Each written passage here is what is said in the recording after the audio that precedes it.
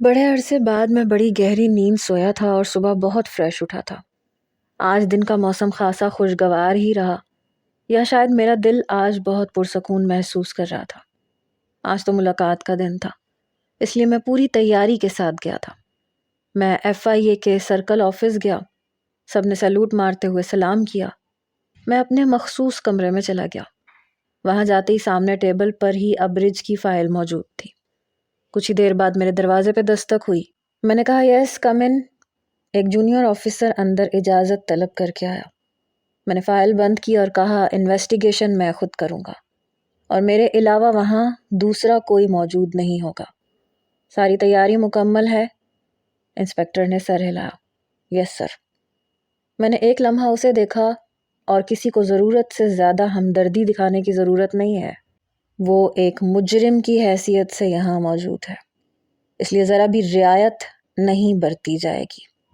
That's my order. وہ خاموش ہو گیا، پھر ہچکچاتے ہوئے کہنے لگا سر۔ میں نے سر اٹھایا۔ ہاں؟ مس ابرج کے لیے کالز آ رہی ہیں سر۔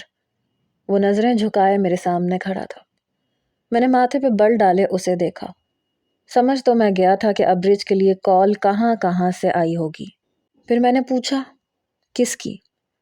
وہ کچھ دیر خاموش رہا، پھر بولا اوپر سے۔ میں نے قلم ٹیبل پہ رکھ دیا۔ کتنی؟ کافی زیادہ سر۔ میں کرسی سے اٹھا۔ چلو میرے ساتھ۔ وہ میرے ساتھ قدم سے قدم ملاتا ہوا چلنے لگا۔ میں اس کے ساتھ ہیڈ کوارٹر کی راہداری میں داخل ہوا تو لوگ سیدھے کھڑے ہو گئے۔ Good morning sir. Good morning sir. میں سیدھا لاک اپ کی طرف گیا۔ لاک اپ کے باہر پہنچ کر میں نے ڈیوٹی افسر سے پوچھا کوئی مسئلہ تو نہیں ہوا؟ نہیں سر، بس مس ابرج کافی شور مچاتی رہیں، باقی سب ٹھیک تھا، کنٹرول میں تھا سب۔ میں نے کہا گڈ، ہونا بھی ایسے ہی چاہیے تھا۔ انسپکٹر میرے ساتھ کھڑا تھا۔ سر دباؤ بڑھ رہا ہے۔ میں نے اس کی طرف دیکھا۔ دباؤ قانون پہ نہیں ہوتا اصغر، لوگوں پہ ہوتا ہے، اور ہمیں قانون پڑھایا گیا ہے اور اسی پہ عمل کرنے کے لیے کہا گیا ہے۔ لوگوں کی کال سننے کے لیے ہم اس کرسی پہ نہیں بیٹھتے۔ وہ خاموش ہو گیا۔ میں نے لاک اپ کے دروازے کی طرف دیکھا اور کہا جب تک کیس مکمل نہیں ہوتا وہ یہاں سے باہر نہیں جائے گی۔ Is that clear? انسپکٹر نے آہستہ سے کہا سر اگر پریشر زیادہ ہو گیا تو؟ میں نے مختصر سا جواب دیا۔ پریشر بڑھ بھی جائے تو کیس نہیں رکے گا، جو دباؤ ڈالے گا اسے بھی فائل میں ڈال دیں گے۔ اسی وقت فون بجا۔ انسپکٹر نے موبائل میری طرف بڑھا دیا۔ میں نے فون لیا۔ ہاں، جونیئر DSI تیمور اسپیکنگ۔ دوسری طرف سے آواز آئی۔ میں عباس بات کر رہا ہوں۔ یس سر، میں نے احتراماً مگر سخت لہجے میں کہا۔ تیمور ہم پر بہت پریشر ہے، اس لیے ہاتھ ہولا رکھنا۔ میں نے پوری بات سنی، پھر کہا سر کیس قانون کے مطابق چلے گا، ڈونٹ وری۔ اگر وہ بے گناہ ہے تو عدالت فیصلہ کرے گی، میں صرف اپنی ڈیوٹی انجام دے رہا ہوں۔ دوسری طرف سے جو کچھ کہا گیا میں بڑے ضبط سے بولا سر میں کیس بند نہیں کر سکتا۔ یہ کہہ کے میں نے فون بند کر دیا۔ میں نے کہا میرے علاوہ اندر کوئی نہیں جائے گا۔ میں آفیسر سے چھوٹا سا ٹیپ ریکارڈر پکڑ کے جس میں بیان ریکارڈ کرنا تھا اندر چلا گیا۔ اصغر تم جا سکتے ہو، اور جب تک میں واپس نہ آ جاؤں کوئی بھی کال اٹھانے کی ضرورت نہیں ہے۔ Do you understand? اصغر نے اثبات میں سر ہلایا اور وہاں سے چلا گیا۔ میں نے لاک اپ کی طرف دیکھا۔ وہاں بند لڑکی صرف ایک ملزم نہیں تھی، بلکہ وہ وہی تھی جس نے کبھی میری زندگی کا رخ بدل دیا تھا۔ میں کمرے کے دروازے پہ کھڑا تھا۔ میرا ایک ہاتھ پینٹ کی جیب میں تھا، دوسرے میں ٹیپ ریکارڈر پکڑی ہوئی تھی۔ یہ ایک چھوٹا سا تفتیش روم تھا جو ہر ہیڈ کوارٹر میں ہوتا ہے۔ سامنے ایک بھاری ٹیبل، اس کے آگے 2 کرسیاں، ایک چھوٹا سا کیبنٹ جس میں کچھ فائلیں رکھی تھیں، اور دیوار کے ایک کونے میں آبزرویشن ونڈو۔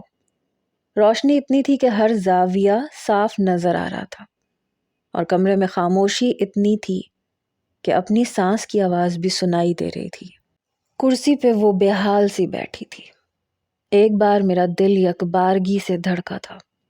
وہ شاید اس کرسی پہ رات بھر ٹھیک سے سو نہیں پائی تھی، کیونکہ میں نے ہی آرڈر دیا تھا کہ اسے سونے نہ دیا جائے۔ رات کی تھکن اس کے چہرے پہ عیاں تھی، وہ نیند سے بے حال، بال تھوڑے بکھرے ہوئے، آنکھیں آدھی بند، جسم تھوڑا سا جھکا ہوا۔ یہ منظر دیکھ کے دل ایک عجیب سا غصہ اور جلن کا احساس شدت سے بڑھا تھا۔ میں نے ٹیپ ریکارڈر ٹیبل پہ رکھ دیا۔ آہٹ کی آواز پہ ابرج کی آنکھ کھلی۔ مجھے دیکھ کے اس کے ماتھے پہ بل پڑے۔ میں سامنے کرسی پہ بیٹھ گیا۔ ٹیبل پہ پانی کا جگ اور گلاس بھی موجود تھا۔ شاید اس نے مجھے پہچانا نہیں تھا۔ دوبارہ سے اپنی آنکھیں بند کر لی۔ میں نے جگ میں سے گلاس میں پانی ڈالا۔ وہ شاید اس قدر شدید نیند میں تھی کہ اپنے آپ کو مزید جگا نہیں پا رہی تھی۔ میں نے پانی کا گلاس اس کے سامنے رکھا۔ میں نے کہا پیو اسے۔ کہنے لگی نہیں پینا مجھے کیوں بند کیا ہے؟ کیا کیا ہے میں نے؟ ابھی بھی اس کی آنکھیں نیند سے چور تھیں۔ میں نے کہا آنکھیں کھولو، میری طرف دیکھو، پہچانا نہیں مجھے؟ تو اس نے بمشکل آنکھیں کھولی، مجھے دیکھنے لگی۔ جیسے جیسے مجھے پہچان رہی تھی اس کی آنکھیں کھلنے لگی، نیند شاید بھاگنے لگی تھی۔ کہنے لگی تیمور؟ میں نے کہا ہاں، جونیئر DSI تیمور۔ اس کی شاید نیند بھاگی تھی۔ میرا عہدہ سن کے وہ حیران ہوئی تھی۔ کہنے لگی تم؟ اور یہاں اس پوسٹ پہ؟ مگر کیسے؟ تم تو جاب کرتے تھے، تم نے تو BBA کیا تھا، تم یہاں کیسے ہو سکتے ہو؟ اسے ابھی بھی یقین نہیں آ رہا تھا۔ میں نے کہا تمہارے لیے، تمہاری محبت میں۔ اس نے بڑی حیرت سے مجھے دیکھا۔ میرے لیے، میری محبت میں؟ میں نے کہا ہاں، تمہارے لیے۔ میں یہاں پہ ہوں نا تو تمہاری وجہ سے ہوں۔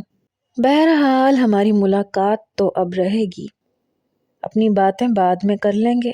نہ میں کہیں جا رہا ہوں نہ تم کہیں جا سکتی ہو، پہلے کچھ کام کی باتیں ہو جائیں۔ میں نے کہا تمہاری تنخواہ 1,00,000 ہے، 3 کروڑ کی رقم تمہارے اکاؤنٹ میں کیا کر رہی ہے؟ کہاں سے آئے ہیں یہ پیسے؟ کہاں سے آ رہا ہے پیسہ تمہارے پاس؟ اور اس کا ریکارڈ تم نے کیوں نہیں دیا؟ کہنے لگی یہ مجھے شہروز دیتا ہے۔ میں نے کہا کیوں دیتا ہے؟ کس کام کے لیے دیتا ہے؟ تاکہ تم ناحق دوسروں کی جگہوں کو چھین کے شہروز کے باپ کی عمارت کو تعمیر کروا سکو۔ میری بات پہ اس نے نظریں چرائیں تھیں۔ نہیں، ایسا کچھ نہیں ہے۔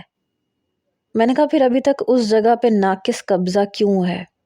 جو اس کے اصل مالکان ہیں ان کی بات کیوں نہیں سنی جا رہی؟ ان کے کیس کو کیوں پینڈنگ میں ڈال رکھا ہے؟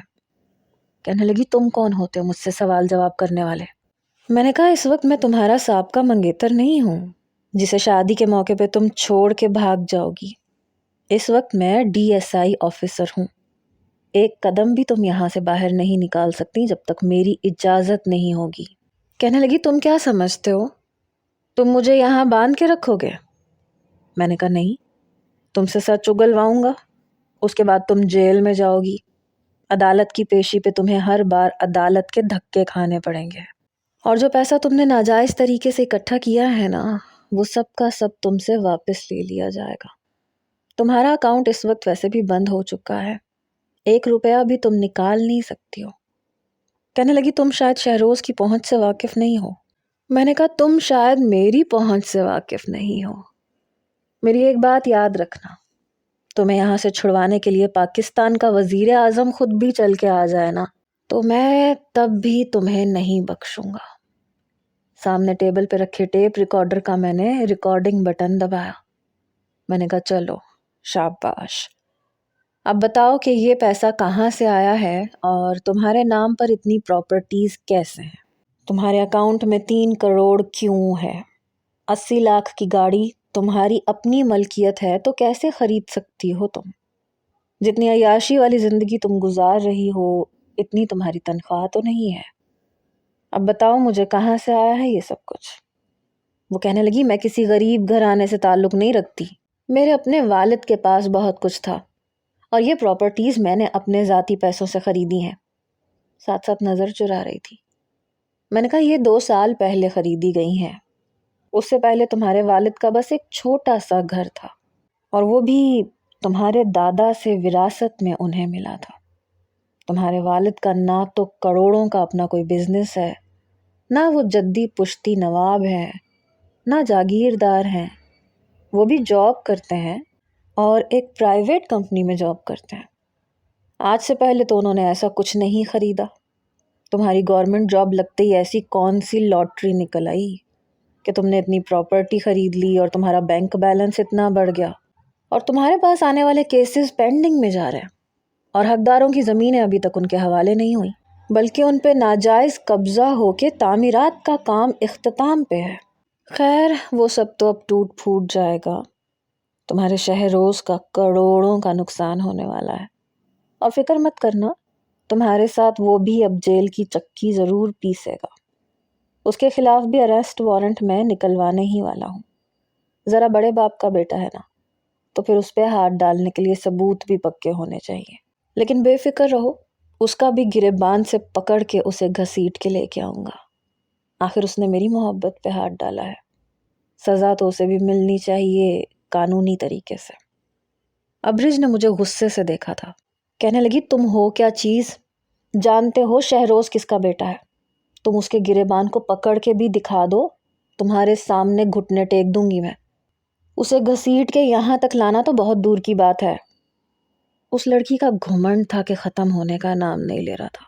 میں نے کہا جانے من تم ہو نا، تم بتاؤ گی، اس کے خلاف سب کچھ تم ہی نے تو مجھے بتانا ہے۔ دیکھو اب اپنے ہونے والے شوہر سے باتیں چھپاتے تھوڑی ہیں۔ کیا طے ہوا تھا ہمارے بیچ؟ کہ ہمارے بیچ میں کوئی تیسرا نہیں آئے گا۔ کیا سوچا تھا تم نے کہ تم میرے اور اپنے بیچ میں کسی کو بھی لے آؤ گی اور میں آنے دوں گا؟ کیا تم بھول رہی ہو ابرج؟ کیا وعدہ کیا تھا تم نے مجھ سے؟ ہمارے بیچ میں کوئی تیسرا نہیں آئے گا۔ میری بات سن کے اس کے ماتھے پہ بل پڑے، غصے سے اس نے اپنا رخ بدل لیا۔ میں نے کہا دیکھ لو، تمہارا عاشق ابھی بھی تمہارے اس وعدے کا پابند ہے۔ میں اپنی لائف میں کسی کو نہیں لے کے آیا، اور تمہاری لائف میں کسی کو آنے نہیں دوں گا۔ آخر وعدہ بھی تو نبھانا ہے نا۔ میری بات پہ اسے شاید آگ لگی تھی، کہنے لگی شٹ اپ۔ بس اتنا ہی کہا تھا اور میں نے پانی کا گلاس اٹھا کے اس کے منہ پہ پھینک دیا۔ وہ بری طرح سے بوکھلا کے رہ گئی۔ میں نے کہا تمیز سے بات کرو، محبت اپنی جگہ، افسری اپنی جگہ۔ اب شرافت سے بتاؤ گی کہ یہ پیسے تمہارے پاس کہاں سے آئے اور کس کس کیس کو پینڈنگ میں ڈالنے کی صورت میں ملے، ورنہ میرے پاس اور بہت سے طریقے ہیں، اور وہ طریقے یقیناً تمہیں پسند نہیں آئیں گے۔ وہ کہنے لگی اس ٹیپ ریکارڈر کو بند کرو۔ میں نے کہا اچھا کیوں؟ دیکھو بھی میرا رومانس کرنے کا بالکل موڈ نہیں ہے، اور میٹھی میٹھی باتیں کرنے کے لیے تو عمر پڑی ہے۔ شاباش ابھی بتاؤ مجھے کہ یہ پیسہ تمہارے پاس آیا کہاں سے؟ کہنے لگی تمہارے ساتھ جڑے ہوئے ہر رشتے کو میں توڑ کے گھر سے بھاگ چکی تھی، شاید تم بھول گئے ہو۔ میں نے کہا کیسے بھول سکتا ہوں اس وقت کو؟ میں بھول ہی نہیں سکتا، کیونکہ اسی نے تو مجھے یکسر بدل کے رکھ دیا۔ آج تمہارے سامنے جو تیمور کھڑا ہے وہ اس واقعے کی وجہ سے تو کھڑا ہے۔ بہرحال محبوب بدلنا تمہارے اصولوں میں ہوگا، لیکن سویٹ ہارٹ میرے اصولوں میں نہیں ہے۔ تم کل بھی میری تھیں، آج بھی میری ہو، اور آئندہ بھی میری ہی رہو گی۔ چلو شاباش، ورنہ میں غصے کا بہت خراب انسان ہوں۔ بتاؤ مجھے۔ یہ کہہ کے میں نے بڑے غصے سے اس کی طرف دیکھا تھا۔ کہنے لگی ایک فون آنے کی دیر ہے، تم بڑی عزت اور احترام کے ساتھ مجھے یہاں سے نکالو گے، اور پھر میں تمہارے ساتھ کیا کروں گی تم سوچ بھی نہیں سکتے۔ میں نے کہا وہ جو فون کالز ہیں نا وہ آ چکی ہیں، تمہارے موجودہ عاشق نے بڑی کوشش کی، لیکن کیا ہے نا کہ پاکستان میں ایماندار لوگوں کی بڑی کمی ہے، کیونکہ جب وہ اپنی ایمانداری پہ اتر آتے ہیں نا تو پھر کسی کی نہیں سنتے۔ اور میں تو تم جانتی ہی ہو کہ کتنا شریف انسان ہوں، اپنے رشتوں میں اپنے کام میں کتنا دیانت دار ہوں۔ اس بات کا اندازہ بھی تمہیں ہو جانا چاہیے، ورنہ ابھی تک کسی اور سے شادی کر چکا ہوتا۔ لیکن نہیں، میں نے کہا کہ تمہارے اور اپنے بیچ میں کسی کو نہیں آنے دوں گا۔ اس لیے نہ تو اپنی زندگی میں کسی کو آنے دیا اور نہ تمہاری زندگی میں شہروز کو آنے دیا۔ ایک شادی سے تم بھاگی تھیں، ایک شادی سے میں نے تمہیں گھسیٹتے ہوئے نکال دیا۔ کہنے لگی میں تمہیں چھوڑوں گی نہیں۔ میں نے کہا چھوڑنا چاہیے بھی نہیں۔ اور خیر تم نے مجھ سے محبت کی تھی، میں بھی یہی چاہتا ہوں کہ تم مجھے نہ چھوڑو۔ خیر اگر تم بھی یہی چاہتی ہو تو تم شرافت سے مجھے نہیں بتاؤ گی تو پھر کوئی بات نہیں۔ میں قدم بڑھا کے باہر کی جانب گیا۔ میں نے کہا ایک لیڈی آفیسر کو بھیجیں اور اسے کہیے کہ یہ لڑکی سونے نہ پائے، جب تک یہ سچ نہیں بتائے گی یہ سوئے گی نہیں۔ جب بھی اس کو نیند کی شدت ستائے تو ٹھنڈا پانی منہ پہ پھینک دے۔ یہ ایک لمحہ بھی سونی نہیں چاہیے جب تک یہ سچ نہ بتائے، اور یہ میرا آرڈر ہے۔ یہ کہہ کے میں باہر نکل گیا۔ وہاں ایک لیڈی آفیسر آ چکی تھی۔ میں نے ٹیپ پہ کچھ بھی ریکارڈ نہیں کیا تھا، بس اسے دکھانے کے لیے ریکارڈ کا بٹن دبایا تھا، لیکن اندر کیسٹ نہیں تھی جس سے ریکارڈ ہوتا۔ مزید 48 گھنٹے گزر چکے تھے، مطلب کہ 3 دن، اور اسے ایک لمحے بھی سونے نہیں دیا گیا تھا۔ وہ رو رہی تھی کہ خدا کے لیے میرا سر پھٹ جائے گا، مجھے سونے دو۔ جب میں دوبارہ سے اسی کمرے میں داخل ہوا، اس کے چہرے کی رنگت پیلی پڑ چکی تھی، اس کی آنکھیں بوجھل تھیں، سر درد کی وجہ سے تکلیف کے آثار اس کے چہرے پہ نظر آ رہے تھے۔ میں نے کہا سونا چاہتی ہو؟ کہنے لگی خدا کے لیے تیمور مجھے سونے دو، میں مر جاؤں گی، بڑی بے بسی سے کہہ رہی تھی۔ میں نے کہا تو سچ بتا دو نا، دیکھو 3 دن گزر گئے، کوئی نہیں آیا تمہارے پیچھے، کوئی آئے گا بھی نہیں، کیونکہ تمہارا شہروز بھی انویسٹیگیشن میں اپنے گناہوں کی تلافی کر رہا ہے۔ تم سے اچھا تو وہ نکلا۔ ہاں شاید تم نے ٹریننگ لی ہے نا 2 بار، اسی لیے ابھی تک زبان نہیں کھولی۔ وہ ٹھہرا سیاست دان، بگڑے نواب کا بیٹا، 2 جوتے کھا کے اس نے سب کچھ اگلنا شروع کر دیا۔ کہنے لگی تم جھوٹ بول رہے ہو۔ میں نے کہا میں کیوں جھوٹ بولنے لگا؟ میں سچ مچ شہروز کے خلاف وارنٹ نکلوا چکا تھا۔ میں نے اپنے موبائل میں سے اسے ویڈیو دکھائی جہاں شہروز سب کچھ بک رہا تھا۔ میں نے کہا سن لیا تم نے، اب تم بھی سچ کہہ دو۔ یوں تو تمہیں اچھی خاصی سزا ہونی چاہیے، لیکن کوئی بات نہیں، ہمارے اچھے تعلقات بھی تو رہ چکے ہیں، میں تمہاری سزا میں کمی کروا سکتا ہوں۔ اس کی آنکھوں سے آنسو بہہ رہے تھے، بے بسی سے رو رہی تھی۔ پھر اپنا بیان بھی ریکارڈ کروا دیا۔ جب اس نے جاب اسٹارٹ کی تھی، شروع کے چند مہینے بڑی ایمانداری سے گزر رہے تھے۔ پھر نیا نیا نوکری کا نشہ تھا، ایمانداری کا بھوت بھی سوار ہوا، لیکن پھر آہستہ آہستہ جب اسے عزت اور شہرت ملنے لگی تو بہت سے غیر قانونی کام کروانے والے بھی اس کے پاس آنے لگے، پیسوں کی بہت آفر ہونے لگی، تو پہلے پہل اس نے انکار کر دیا، لیکن پھر آہستہ آہستہ چھوٹے موٹے کام کرنے لگی، پیسے بھی لینے لگی۔ پھر اس کی دوستی شہروز سے ہو گئی۔ اسے لگا کہ اگر وہ شہروز کی باتیں مانے گی، اس کے مسئلے حل کروائے گی، تو وہ ابرج سے شادی کر لے گا اور وہ اس کی ساری زندگی عیش میں گزرے گی۔ اور وہ ابرج سے اپنے مطلب کے کام کرواتا رہا اور وہ اس کے کہنے کے مطابق سب کچھ کرتی رہی۔ اتنی بڑی رقم ابرج کے اکاؤنٹ میں شہروز نہیں رکھوائی تھی تاکہ وہ پھنس نہ جائے، اور ابرج کو کس نے پوچھنا تھا کیونکہ وہ ایک سرکاری آفیسر تھی۔ شہروز کی محبت میں وہ سب کچھ کرتی چلی گئی جو کبھی میں نے اس کی محبت میں کیا تھا۔ اس کا عہدہ ختم ہو چکا تھا، اسے نوکری سے معطل کر دیا گیا تھا، اسے 6 مہینے کی سزا ہوئی تھی، سب کچھ اس کا سیل کر دیا گیا تھا۔ جو کچھ اس نے شہروز کے کہنے پہ کمایا تھا یا پھر اپنے نام لگوایا تھا، شہروز کی وجہ سے وہ بری طرح سے پھنس چکی تھی۔ شہروز ایک سیاست دان کا بیٹا تھا، اس لیے وہ بچ گیا تھا، لیکن اس کی باتوں میں آ کے ابرج نے اپنا عہدہ بھی کھو دیا، عزت بھی کھو دی، اور وہی بدنامی اس کے حصے میں آئی جو اس عہدے کو حاصل کرنے کے لیے پہلے بھی اس نے مول لی تھی۔ لیکن اس بار اس کے باپ کو ہارٹ اٹیک ہوا۔ 6 مہینے بعد اس کی رہائی ہو چکی تھی، سب کچھ چھن چکا تھا، وہ تو گھر سے منہ بھی باہر نکالنے کے قابل نہیں رہی تھی۔ شہروز نے بھی اسے اپنانے سے انکار کر دیا تھا۔ بہرحال میں نے دوبارہ ابرج کے بارے میں کچھ بھی جاننے کی کوشش نہیں کی۔ انہی دنوں میری والدہ میرے لیے رشتہ دیکھ رہی تھی۔ اس بار میں نے انکار نہیں کیا تھا۔ جس عہدے پہ میں پہنچ چکا تھا میرا رشتہ بہت اچھی جگہ طے ہوا تھا، وہ بھی ایک بریگیڈیئر کی بیٹی تھی۔ 6 مہینے بعد میری شادی طے ہو چکی تھی۔ میں نے اپنی منگیتر سے بات نہیں کی تھی، سچ پوچھیں تو شاید اسے نظر بھر کے دیکھا بھی نہیں تھا۔ 3 مہینے گزر چکے تھے، تبھی ایک کیس کے سلسلے میں مجھے ایک نفسیاتی ڈاکٹر سے ملنا تھا۔ میں شہر کے جانے مانے نفسیاتی ہاسپٹل میں گیا۔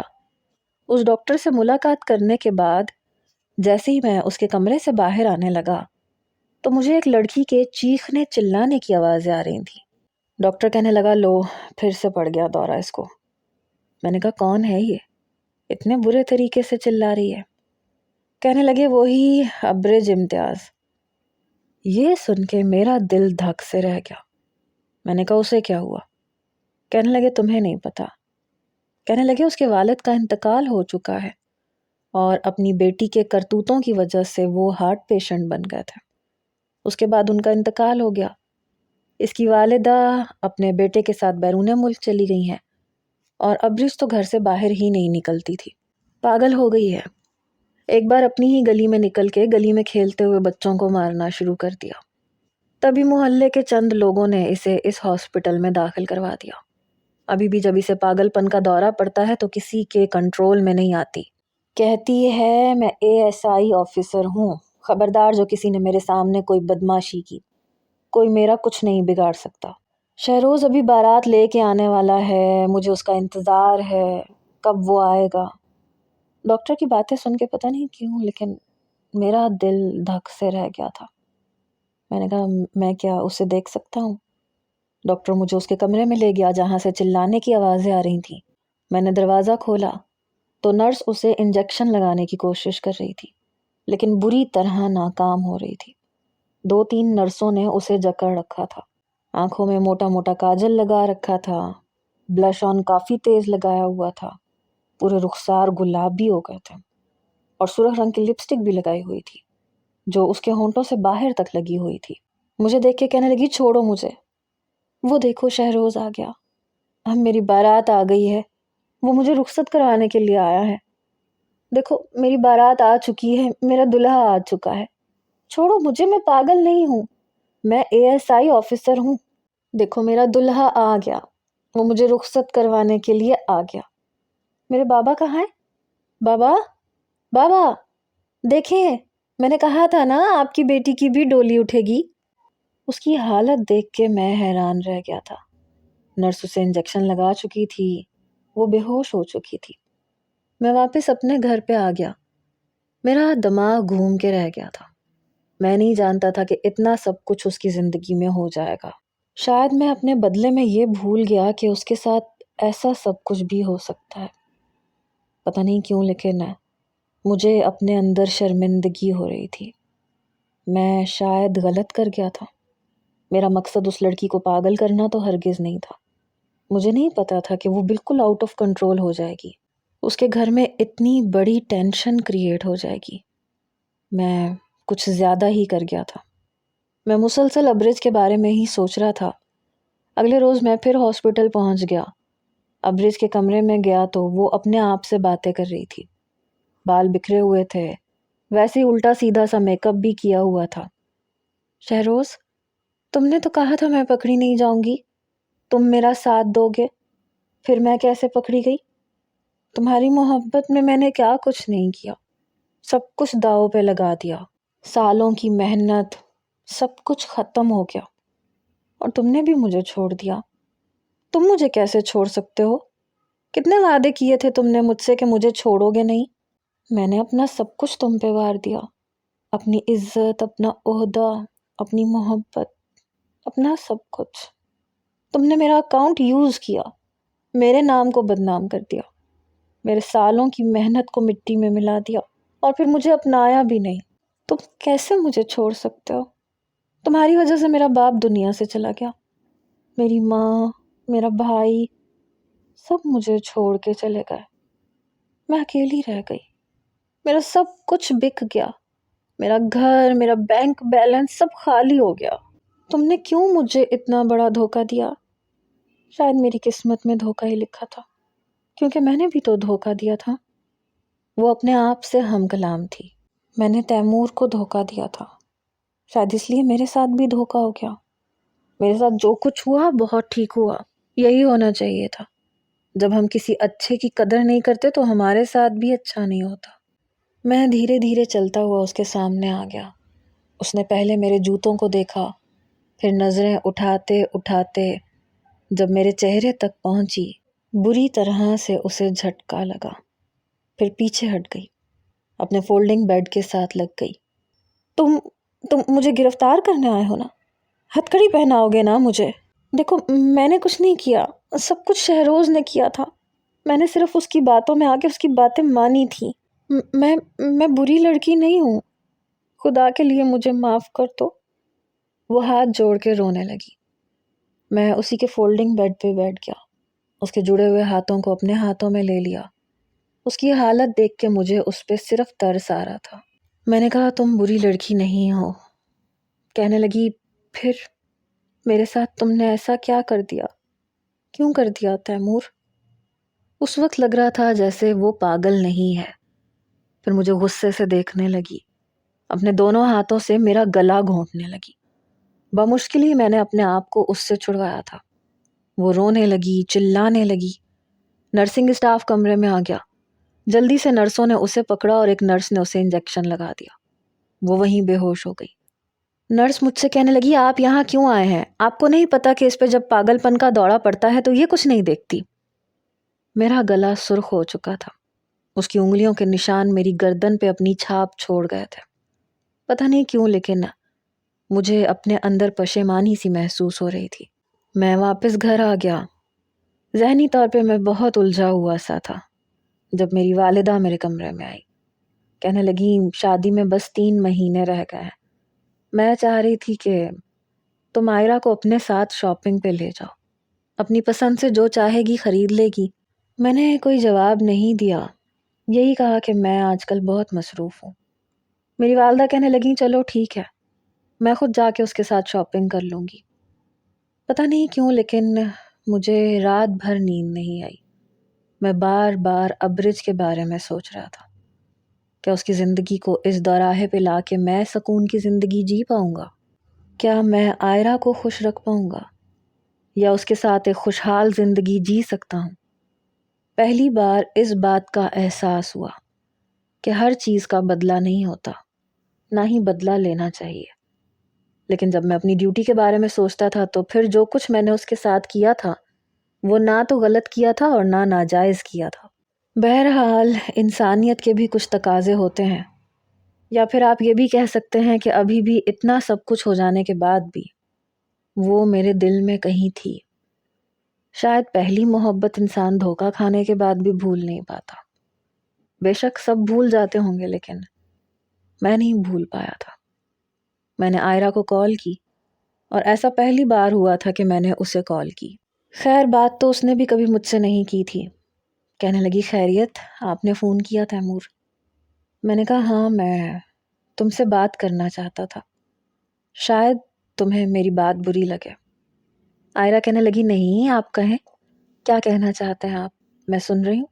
میں نے کہا دیکھو میں نہیں جانتا کہ ان 3 مہینوں میں تم میرے بارے میں کتنا سوچ چکی ہو اور کتنا نہیں، لیکن فی الحال میں نے تمہارے بارے میں اتنا نہیں سوچا۔ کہنے لگی ان باتوں کا کیا مقصد ہے؟ میں نے کہا آئرہ میرا ایک پاسٹ ہے۔ کہنے لگی ہاں آنٹی نے ذکر کیا تھا۔ میں نے کہا وہ لڑکی پاگل ہو چکی ہے، اس کے ساتھ بہت بڑا دھوکہ ہوا ہے اور اس کے مجرموں میں شاید میں بھی شامل ہوں۔ میں نے آئرہ کو ساری بات بتا دی۔ بڑی خاموشی سے اس نے میری ساری بات سنی۔ میں نے کہا تمہیں کیا لگتا ہے کہ کیا مجھے اسے اس حال میں چھوڑ دینا چاہیے، تمہارے ساتھ زندگی شروع کرنی چاہیے؟ کیا میں خوش رہ پاؤں گا؟ کیا میں تمہیں خوش رکھ پاؤں گا؟ یہ فیصلہ میں تم پہ چھوڑتا ہوں۔ آئرہ نے بنا جواب دیے فون بند کر دیا تھا اور میں بھی سوچ چکا تھا کہ وہ جو کہے گی میں وہی کر لوں گا۔ 2 دن کے بعد اس کی کال آئی۔ کہنے لگی آپ ابرج سے نکاح کر لیں کیونکہ اسے زیادہ ضرورت ہے۔ میں نے کہا تم نے میرے سر سے بہت بڑا بوجھ اتار دیا، بہت شکریہ۔ کہنے لگی آپ رشتے سے انکار مت کیجیے گا، انکار میں کر دوں گی۔ اور ایسے ہی ہوا، رشتے سے انکار اسی نے کیا۔ بہرحال میری والدہ کو اس بات کا افسوس تھا کہ پھر سے میرا رشتہ ٹوٹ گیا۔ کہنے لگی مجھے تو لگتا ہے تم پہ کسی بد نظری کا سایہ ہے، جب بھی رشتہ طے ہوتا ہے کوئی نہ کوئی مسئلہ ہو جاتا ہے۔ میں نے کہا کوئی مسئلہ نہیں ہوا، سارے مسئلے سمجھیے کہ ٹھیک ہو گئے ہیں۔ جب میں نے اپنی والدہ سے ابرج کا ذکر کیا تو ان کے ماتھے پہ بل پڑ گیا۔ کہنے لگی میں کبھی بھی تمہاری شادی اس لڑکی سے نہیں کروں گی۔ میں نے کہا وہ جس حال میں ہے وہ میری وجہ سے ہے۔ میری والدہ کہنے لگی نہیں، اس نے جو کیا ہے وہ اس حال میں اس وجہ سے ہے، تم کیوں خود پہ الزام لے رہے ہو؟ تم نے صرف اپنی ڈیوٹی نبھائی ہے، کسی کے ساتھ کچھ بھی غلط نہیں کیا۔ میں نے کہا پھر بھی میں اسے سہارا دینا چاہتا ہوں امی۔ میری والدہ کہنے لگی ایک پاگل لڑکی کو تم پاگل خانے سے، نفسیاتی ہاسپٹل سے گھر لانا چاہتے ہو، تمہارا دماغ تو خراب نہیں ہو گیا ہے؟ میں نے کہا مجھے لگتا ہے میں اسے ٹھیک کر لوں گا۔ میری والدہ کہنے لگی مجھے نہیں لگتا کہ وہ ٹھیک ہوگی۔ دیکھو تیمور، پاگل پن مت کرو، تم ابھی بھی ایک جذباتی فیصلہ کر رہے ہو، حالانکہ مجھے امید نہیں تھی کہ عمر کے اس حصے میں آ کر تم اتنے جذباتی ہو سکتے ہو۔ وہ ایک نفسیاتی مریضہ بن چکی ہے، کل کو اسے جب دورہ پڑے گا تو مجھے بھی مارنے کی کوشش کرے گی اور تمہیں بھی۔ میں نے کہا امی اگر آپ کو یہ لگتا ہے کہ وہ آپ پہ حملہ کرے گی تو میں اسے یہاں نہیں رکھتا، میں اسے یہاں تب تک نہیں لاؤں گا جب تک وہ مکمل ٹھیک نہیں ہو جائے گی، لیکن میں اسے چھوڑ نہیں سکتا۔ آپ سمجھ لیں کہ یہ میرے دل کی مجبوری ہے۔ میری والدہ کہنے لگیں تم بہت غلط فیصلہ کر رہے ہو۔ میرے والدین اس شادی پہ رضامند نہیں تھے، لیکن میں سوچ چکا تھا کہ میں اس لڑکی کو زندگی کی طرف دوبارہ لے کے آؤں گا۔ میں ہاسپٹل گیا، ابرج کے کمرے میں ہی گیا، مجھے دیکھ کے کہنے لگی کیوں آئے ہو یہاں؟ تمہارا بدلہ پورا ہو گیا نا، اب جاؤ یہاں سے۔ میں اس کے سامنے بیٹھ گیا، اپنے ہاتھ اس کے سامنے جوڑ دیے۔ مجھے معاف کر دو، میں نہیں جانتا تھا کہ تم اس حال میں پہنچ جاؤ گی۔ وہ کہنے لگی تم نے وہی کیا جو ٹھیک تھا، برا تو میرے ساتھ شہروز نے کیا۔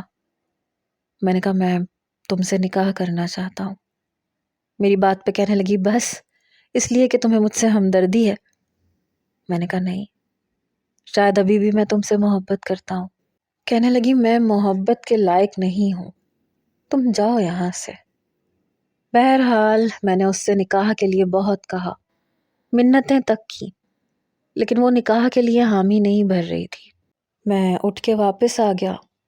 میری شادی آئرہ سے ہو گئی، لیکن میں ابھی بھی ہاسپٹل جاتا ہوں، ابرج کا خیال رکھتا ہوں۔ وہ ٹھیک تو ہو چکی ہے لیکن وہیں رہتی ہے، مجھ سے اکثر کہتی ہے کہ میں یہی نوکری شروع کر دوں گی، لوگوں کی خدمت کروں گی تو زندگی آرام سے گزر جائے گی۔ لیکن میں شاید ابھی بھی مطمئن نہیں ہوں، شاید میری غلطی اس معاملے میں نہیں تھی۔ آپ بتائیں کیا میری غلطی تھی یا نہیں تھی؟